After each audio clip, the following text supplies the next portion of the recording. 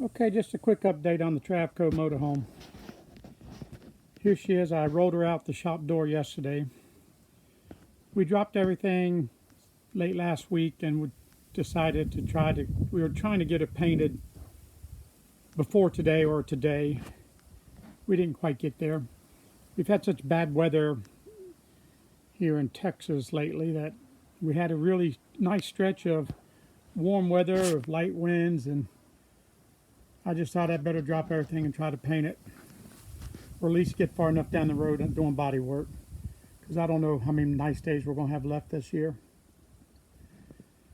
I haven't faired out the fender wells. It's a little uneven, but I can still go ahead and paint the whole motorhome, and I'll just fair it out later and use the same color paint. I'm using 2-part polyurethane Interlux Perfection, and the color is called Matterhorn White. The roof is going to be Snow White. I really kind of like the motorhome sitting the way it is, because it's, with them big tires, almost looks like a toy.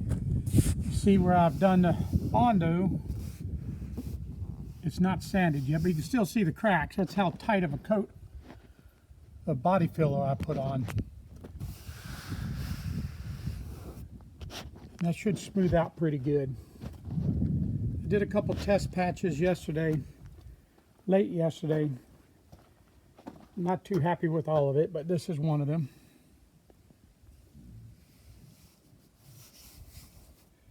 I was curious about a few things, so I purposely did a few things that way I wouldn't do it, just to see if I had to. I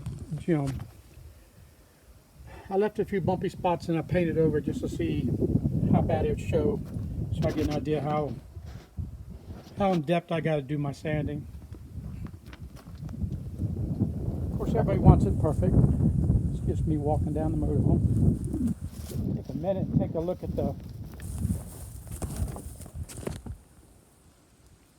big old tires. It really almost makes it look like a cartoon.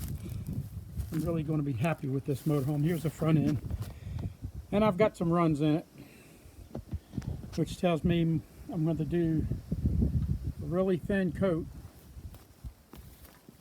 when I go to painting it. And again, like I said, it was just a test, just a little experimenting. It's been a while since I rolled the tips up. But there she sits. It's got a light coat of Bondo over just about the whole motorhome. This is where I've started the sanding. See, that's real smooth. Even though you see the cracks, it's just Bondo in the cracks, and I've sanded just about everything else off. So that's going to roll and tip okay, I believe. So my first coat, when I tip on the paint or roll the paint on, is going to be thin. I might even add a little thinner to it, which they say you can if you need to, but you shouldn't have to. But no matter how thin I tried to brush it on yesterday, it didn't look that great. So I'll go finish walking around there again. Now she's going to be sagging to one side, so it looks worse than it is. Once I get her back in the shop, which will be tomorrow evening, I'll go ahead and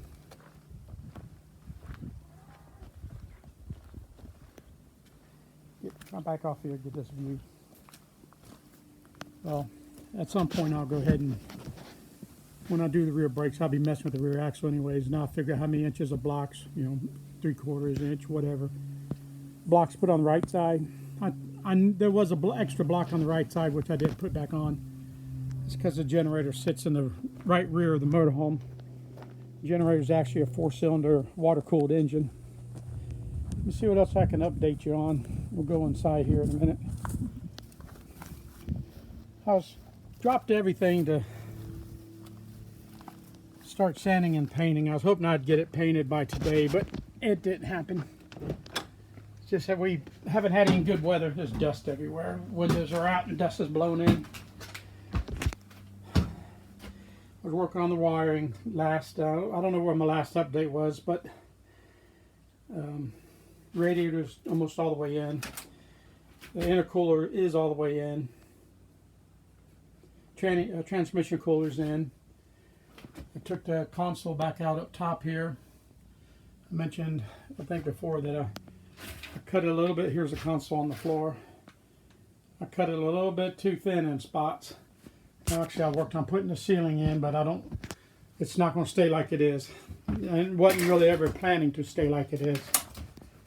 The cabinetry's in, the countertops on in. I made the wooden, started them, haven't put the formica on yet. That won't happen until probably the end or close to it. We're not sure. I think it's going to be white cabinets. And I want vinyl ceiling. That's what I was getting ready to say about the ceiling. Put this white fiberglass panel in. Then the idea is to put a 1/2 inch of foam glued to the panel and then vinyl glued to the foam. Make myself a padded ceiling. There's another option that is on my trawler. My trawler's my power boat.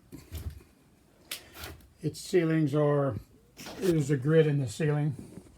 A grid of a wooden grid, and in between the grids are panels that I would assume you can pop out.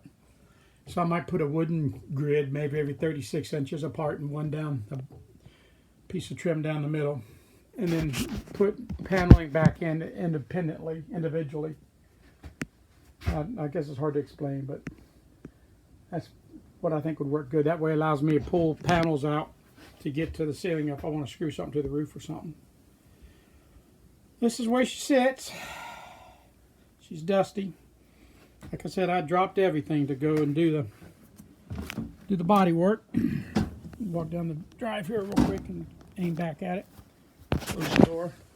Door needs adjusting. Had it adjusted really nice, but as I get back to work on other things, I got a piece of the metal cut out between the engine and the tranny. Might cause a little sag there, so I'll take measurements before I rebuild that part. It's for extending my bell housing. It's sagging to this side on the rear, like I said, because the ground's uneven. One of the tires is a little lower than the others, and it needs a block in the axle, in between the spring and the axle. But there she sits. We're going to put brand new air conditioning, I guess. My wife laid down the law. She wants a brand new air conditioning unit. We're not going to put the rear air conditioning in. We're going to put probably a fantastic fan. Hit a button.